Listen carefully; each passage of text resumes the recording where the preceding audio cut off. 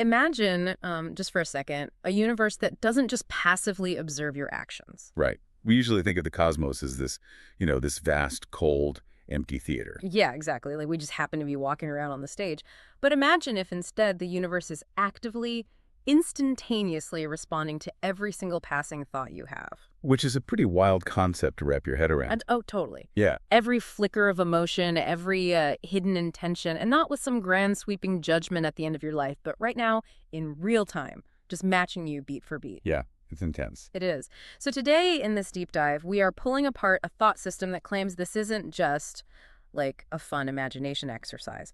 We're looking at a text called Shui Feng Preaching Tao, Part 3. Mm-hmm. And we found this fascinating framework arguing that the universe has a literal biological Wi-Fi of consciousness that they call the Tao that tracks every move you make with 0 microsecond delay.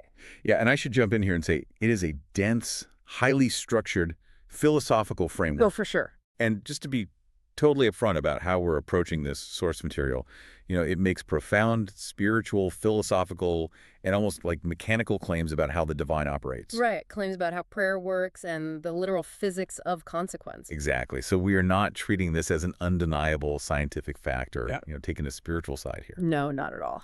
The goal of this deep dive is simply to impartially unpack the architecture of this worldview. Because, the mechanics of how this text claims the universe operates are genuinely fascinating. They really are. It's just such an intricate system.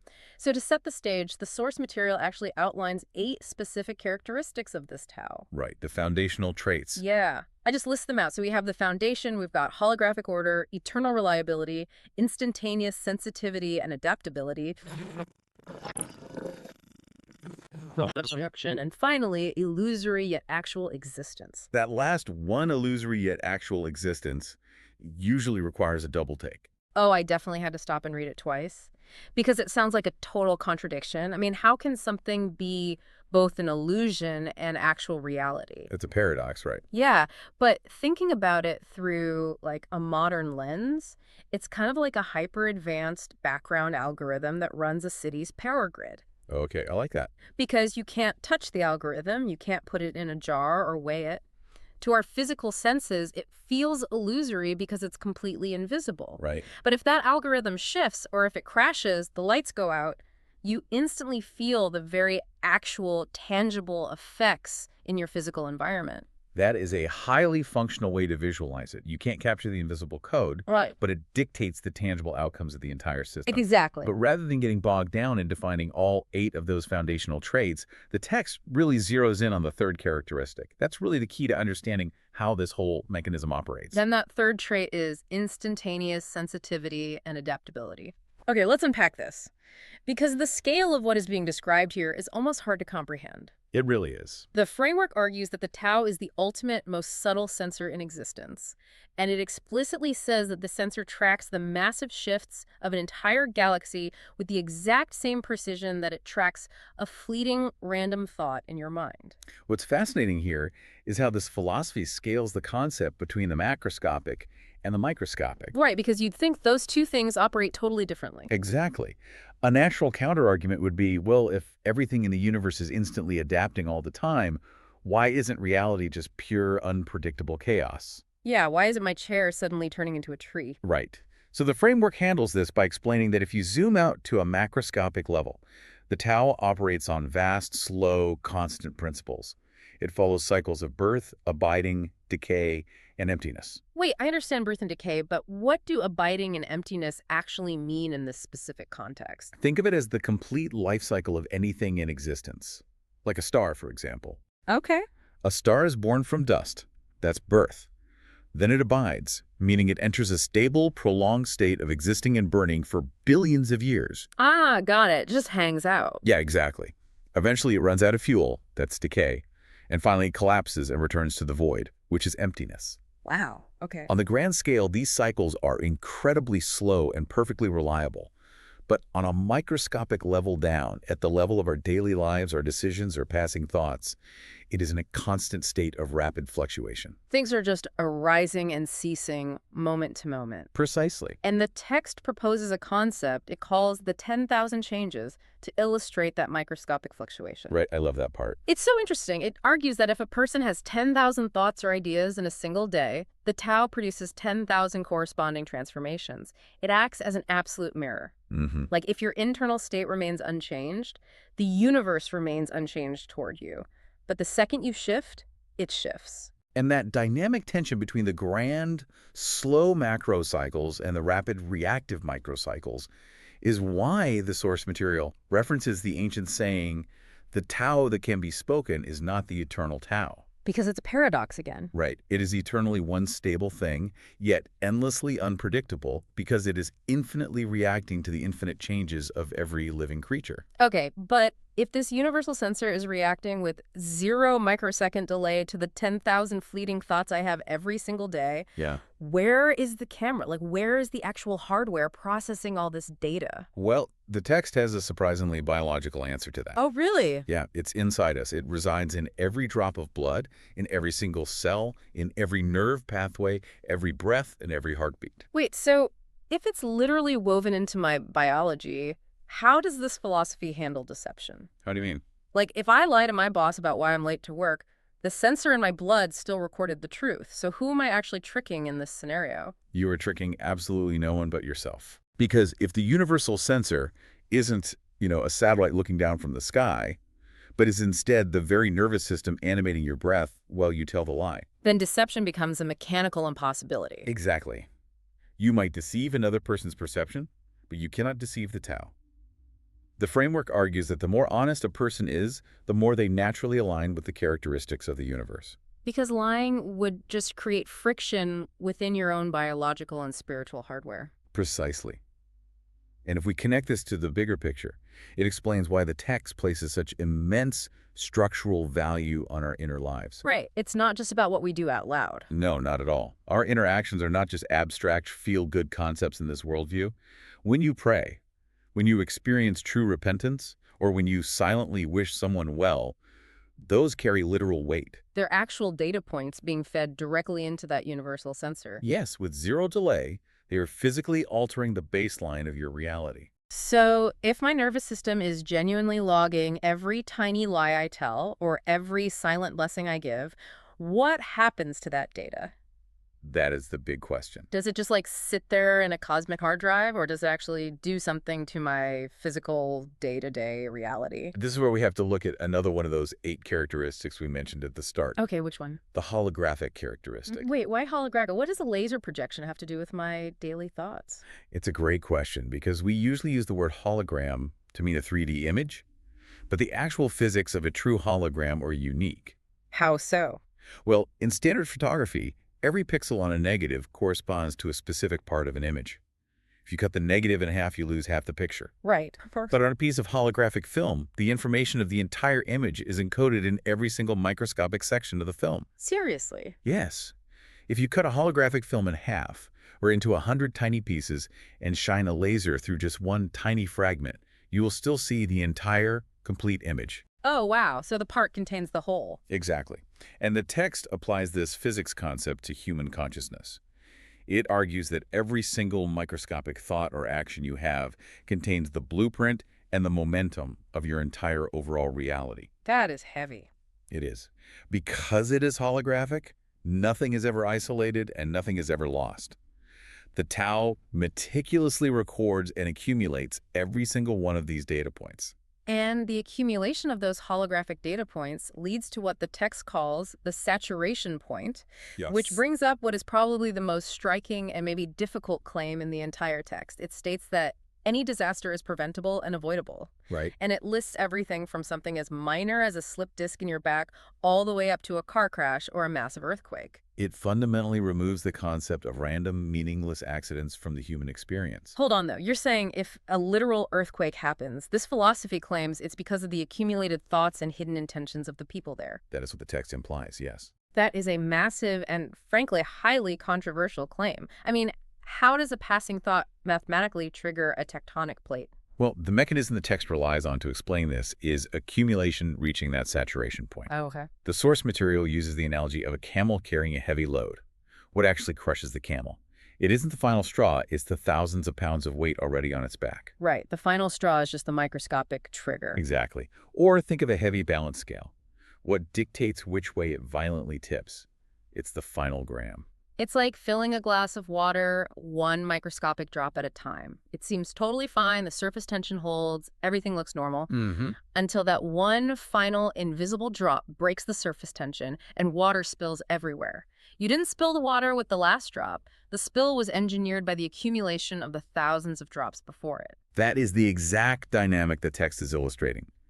When the invisible accumulation of our internal data reaches a saturation point, even the most microscopic change, that final gram will instantaneously trigger a sudden macroscopic event. That's incredible. To back this up, the text leans on several ancient proverbs to show how deeply this concept was understood in antiquity. Phrases like, "A single thought can move ghosts and gods," or "A single action can change heaven and earth." There's another one I found really evocative in the reading. Look up 3 feet, you will find divinity. But notice how this framework completely recontextualizes that quote. It suggests you don't even need to look up 3 feet into the sky. Right. That divinity, that sensor, is right there in your nervous system. So for you listening right now, driving to work or doing the dishes, you don't look up at the clouds for surveillance. The camera is your own heartbeat. Exactly. Which makes the next quote the text uses even more piercing. In the darkness, one may harbor ill intentions, but the eyes of the divine are as bright as lightning. It's basically the ultimate death of the phrase victimless crime. It is a stark warning against the illusion of getting away with it. Yeah, big time. The text specifically states, "To avoid misfortune in the visible world, do not offend the invisible." And it defines the invisible simply as our inner world, the quiet place no one else can see. The place we think is safe. Right. If you do wrong in that invisible space, the framework guarantees that there will be no good outcomes under the bright light of day. Wow. Thinking you've gotten away with an unethical choice just because you weren't caught today is pure self-deception. The accumulation is just silently building toward that saturation point. Okay, I have to be honest here. Reading through that specific section about accumulation and saturation points, I felt a little paralyzed. Paralyzed in what sense? Well, it feels like walking through a minefield blindfolded. I can see that. If every single thought I have, every fleeting moment of annoyance in traffic, every tiny selfish motive is tipping a cosmic scale towards some invisible saturation point that could trigger a literal disaster, how does anyone actually navigate that without being completely terrified of their own brain? It's a very natural reaction to feel overwhelmed by that level of absolute accountability. Yeah, it's a lot. But the text doesn't present this system to paralyze its readers.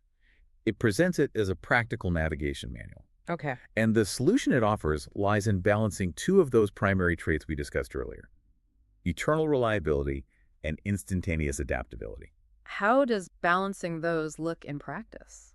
Well, because the tab has eternal reliability, the text argues that our core ideals, our beliefs, and our highest pursuits must also be steadfast. Meaning we can't just flip-flop around. Right. We can't be fickle. We can't completely change our core values every single day based on our mood, or we'll never reach any kind of ultimate destination. You need a solid, unwavering, true north. Okay, so a strong, unchanging foundation for the macro stuff. Yes, but, and this is the crucial part that answers your worry about paralysis, because the universe is also instantaneously adaptable, we cannot become rigid in our methods.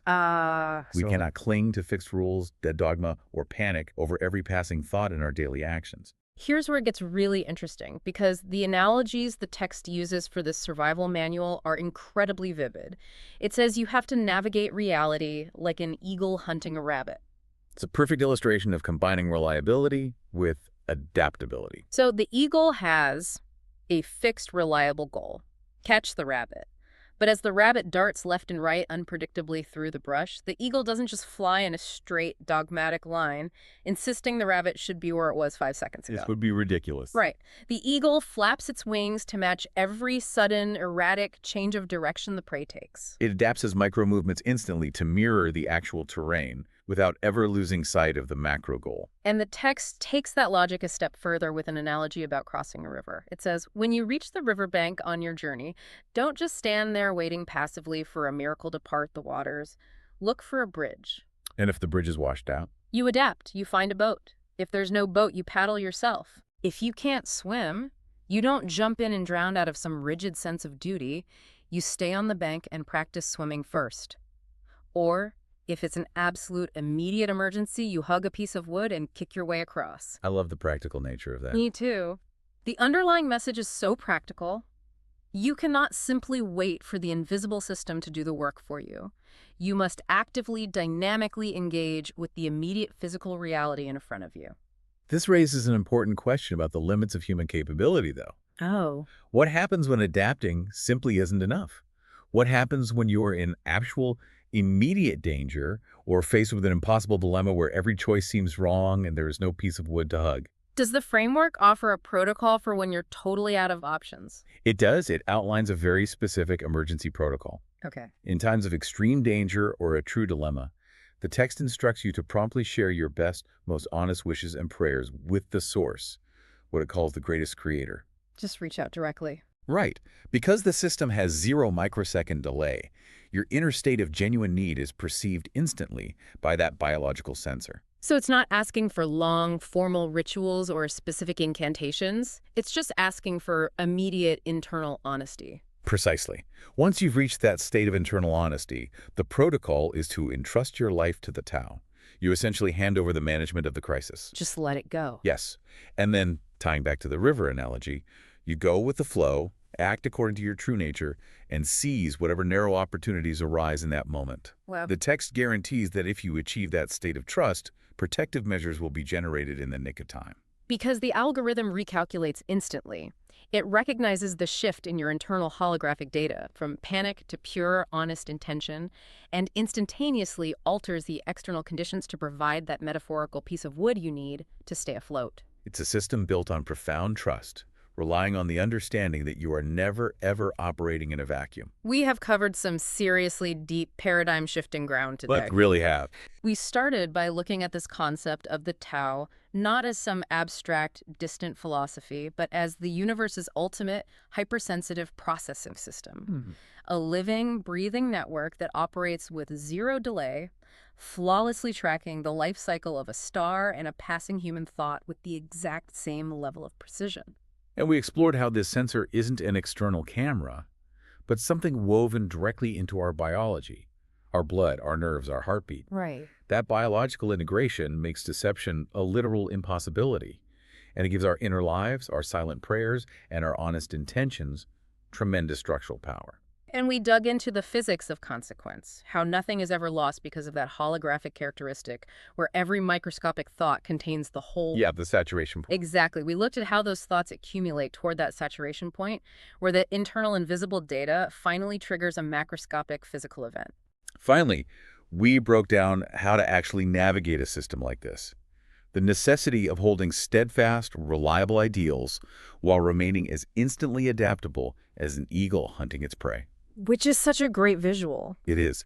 Refusing to be paralyzed by the weight of the system and instead actively engaging with whatever river is in front of us, trusting that honest intentions will generate a path forward. So what does this all mean for someone just going about their Tuesday? Right. When you strip away the dense philosophical terminology, the core message of Sui-Feng Preaching Tao is actually incredibly empowering. It suggests that you are not a passive victim of a cold, indifferent universe. Absolutely not. In this framework, you are entirely co-creating your reality with every single heartbeat, every breath, and every fleeting intention. The universe manages, supervises, coordinates, and responds to you at all times. It outlines a beautiful, intricate mechanism of absolute accountability and infinite support, which leaves us with a fascinating application of everything we've just unpacked. If this invisible universal Wi-Fi instantaneously matches our internal state, and if our hidden inner world dictates the saturation point of our external visible reality, what invisible reality are you currently building with the thoughts you're having right this second, while listening to this deep dive? That is the perfect question to leave hanging in the air. Thank you so much for joining us as we unpack the architecture of the Tao. We hope it gave you a new lens to look through, or at the very least made you deeply consider the weight of your next passing thought. Keep questioning, keep exploring, and we'll catch you on the next one.